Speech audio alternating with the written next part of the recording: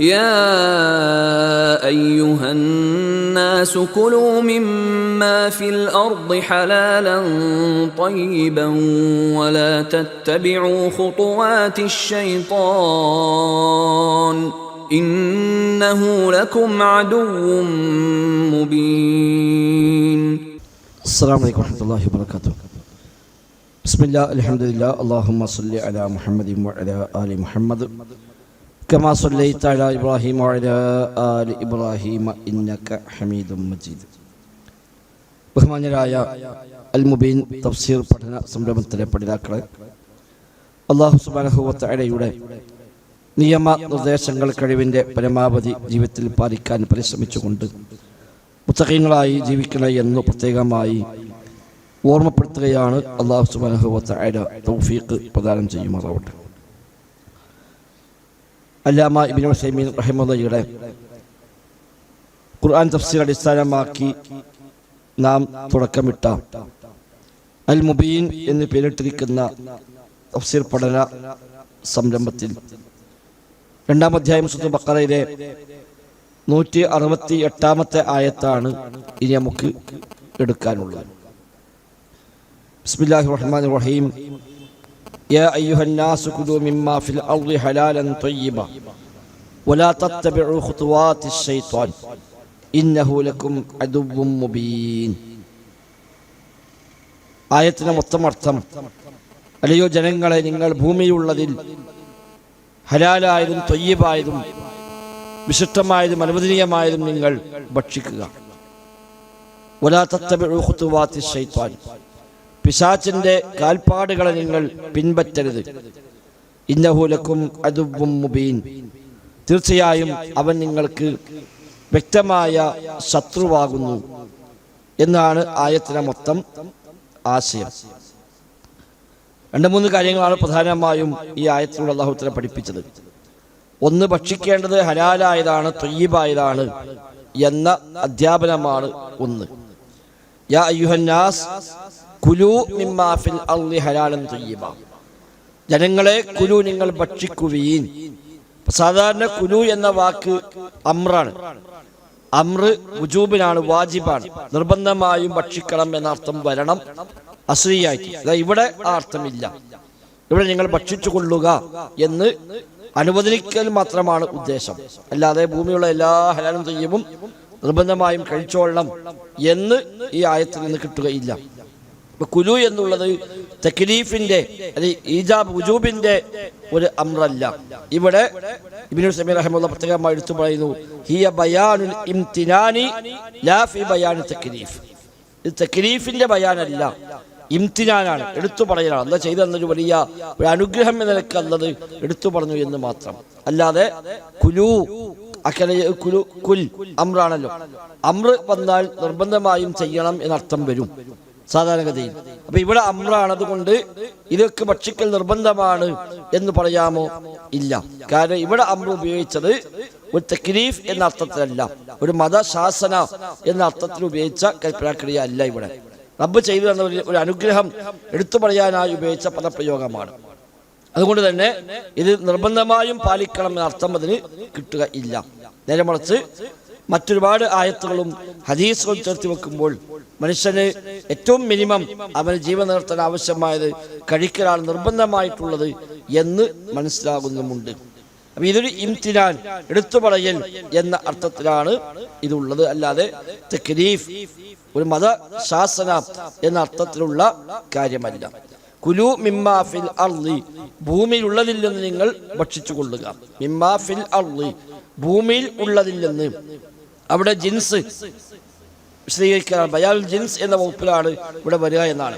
അഥവാ ഭൂമി എന്ന ജിൻസ്, അതിലുള്ള ഏതും എവിടെ നിങ്ങൾക്ക് ഭക്ഷിക്കാം എന്നർത്ഥം. കാരണം ഖുർആൻ തന്നെ മറ്റു സ്ഥലത്ത് പറഞ്ഞു, കുലു മിമ്മാ ഹുവല്ലദീ ഖലഖ ലക്കും മാ ഫിൽ അർളി ജമീഅ, ഭൂമിയുള്ള മുഴുവൻ നിങ്ങൾക്ക് വേണ്ടി അല്ലാഹു തആല സൃഷ്ടിച്ചിരിക്കുന്നു എന്ന് പ്രത്യേകമായി അല്ലാഹു തആല എടുത്തു പറഞ്ഞിട്ടുണ്ട്. അവിടെ ഭൂമിയുള്ള ഏത് ഭാഗത്തുനിന്നും നിങ്ങൾക്ക് ഭക്ഷിക്കാം. ഭൂമി അല്ലാഹു തആല ഉണ്ടാക്കിയത് തന്നെ നമുക്ക് വേണ്ടിയാണ്. ഭൂമിയിലുള്ള ഏതും നിങ്ങൾക്ക് ഭക്ഷിക്കാം, പക്ഷേ ഹലാലൻ ത്വയ്യിബ, ഹലാലാവണം, ത്വയ്യിബാകണം. അതാണ് ഭക്ഷിക്കേണ്ടത്. അല്ലാഹു തആല അനുവദിച്ചതാകണം, വിശിഷ്ടമായതാവണം. ഹലാലൻ ത്വയ്യിബ, ഹലാൽ എന്നതിനെ ഒന്നുകൂടി തൗക്കീദ് ചെയ്യാനാണ് ത്വയ്യിബ് എന്ന പദം അതിനെ കൂടെ ഉപയോഗിച്ചിരിക്കുന്നത് എന്നാണ്. ത്വയ്യിബാണ് അല്ലാഹു തആല അനുവദിച്ചതെല്ലാം. ആ അനുവദിച്ചതിൽ ത്വയ്യിബായതിനെ നിങ്ങൾ ഭക്ഷിക്കുക. ഹലാലൻ ത്വയ്യിബ, അനുവദനീയമായതേ കഴിക്കാവൂ. അള്ളാഹു ഒരു കാര്യം ഹറാമാക്കിയാൽ, നിഷിദ്ധമാക്കിയാൽ അത് മനുഷ്യന് പല രൂപത്തിൽ ദോഷമുള്ളതായിരിക്കും. അപ്പോഴേ ഹറാമാക്കുകയുള്ളൂ.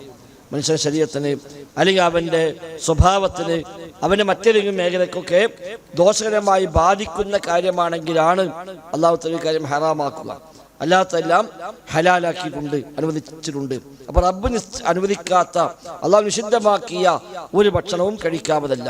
അഥവാ അനുവദിച്ച ഭക്ഷണങ്ങളാണ് കഴിക്കേണ്ടത്. കുലൂ മിമ്മാ ഫിൽ അർളി ഹലാലൻ ത്വയ്യിബ, അനുവദനീയമായതും വിശിഷ്ടമായതുമായതാണ് നിങ്ങൾ ഭക്ഷിക്കേണ്ടത്. ശേഷം അല്ലാഹു പ്രത്യേകം എടുത്തു പറഞ്ഞു, വലാ തത്തബിഉ ഖുതുവാത്തിശ് ശൈത്വാൻ, വലാ തത്തബിഉ, നിങ്ങൾ പിൻപറ്റരുത്, ഖുതുവാത്തിശ് ശൈത്വാൻ, പിശാചിന്റെ വഴികളെ. ഖുതുവാത്ത് എന്നാൽ സുബുലുഹു വതുറുഖുഹു എന്നാണ്. പിശാചിന്റെ വഴികൾ, അവന്റെ മാർഗങ്ങൾ, അത് നിങ്ങൾ പിൻപറ്റരുത്. അഥവാ ഒമിൻഹാ അൽ അംറു ബിൽ ഫഹ്ശാഇ വൽ മുൻകർ, തിന്മകൾ കൽപ്പിക്കൽ, മ്ലേച്ഛമായത് ചെയ്യിപ്പിക്കൽ, ഇതെല്ലാം അവന്റെ വഴികളിൽപ്പെട്ടത് തന്നെയാണ്.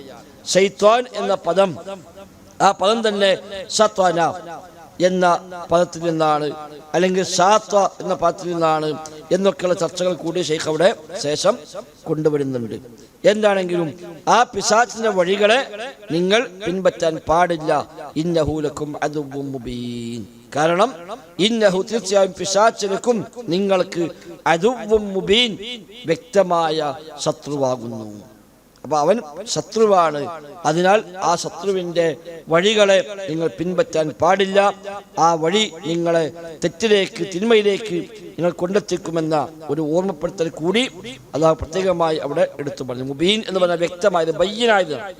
ബയ്യനായത് അബാന എന്ന പദത്തിൽ നിന്നാണ് മുബീൻ, വ്യക്തമായത്. മുൽഹിർ, അൽഹറ എന്നർത്ഥം. വ്യക്തമായി തെറ്റായ ഒരു ശത്രുവാകുന്നു അവൻ. അതിനാൽ ആ ശത്രുവിന്റെ മാർഗത്തെ നിങ്ങൾ പിൻപറ്റാൻ പാടില്ല എന്ന് പ്രത്യേകമായി അല്ലാഹു തആല അവിടെ നമ്മൾ ഓർമ്മപ്പെടുത്തുകയും ചെയ്യുന്നു.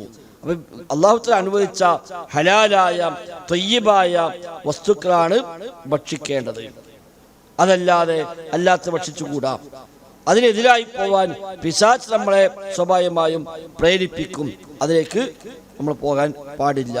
ഇതാണ് ആയത്തിന്റെ ആശയം. ഇനി ഇതിന്റെ ഫായിദകളായി ശൈഖ് എടുത്തു പറയുമ്പോൾ അവിടെ കാണാം, അന്നൽ അസ്ല ഫീമാ ഫിൽ അർളി അൽ ഹിൽ വത്തീബ്, ഭൂമിയിലുള്ള എല്ലാം അസ്ലിയായി ഹലാലാണ്, ത്വയ്യിബാണ്. ഹത്താ യതബയ്യന അന്നഹു ഹറാം, ഹറാമാണ് എന്ന് വ്യക്തമാകാത്ത കാലത്തോളം ഹലാലാണെന്ന് മനസ്സിലാക്കാം. ഏത് ഭക്ഷണവും ഹലാലാണ്, ഏത് പാനീയവും ഹലാലാണ്, എല്ലാം ഭക്ഷിക്കാൻ പറ്റിയതാണ്. പാടില്ലെങ്കിൽ പ്രത്യേകം പറയും, ഹറാമാണെന്ന് പറയും. അപ്പൊ ഹറാമാണ് ഇതൊന്ന് തെളിവില്ലെങ്കിൽ അതിനൊക്കെ അനുവദനീയമാണ് എന്ന് മനസ്സിലാക്കാം എന്നാണ്. അതോടൊപ്പം യാ അയ്യുഹൻ നാസ് എന്നാണ് വിളിച്ചത്. യാ അയ്യുഹൽ ആമനു എന്നല്ല, സത്യവിശ്വാസികളെ എന്നല്ല, അത് എല്ലാ മനുഷ്യന്മാർക്കും ഇത് ബാധകമാണ് എന്ന് കൂടി ആ വിളിയിൽ നിന്ന് നമുക്ക് മനസ്സിലാക്കാം എന്നാണ്. അപ്പൊ അത് ഈ ആയത്തിൽ നിന്ന് കിട്ടുന്ന പ്രത്യേകമായ ഒരു പോയിന്റായി ശൈഖ് പ്രത്യേകം അവിടെ എടുത്തു പറയുന്നുണ്ട്.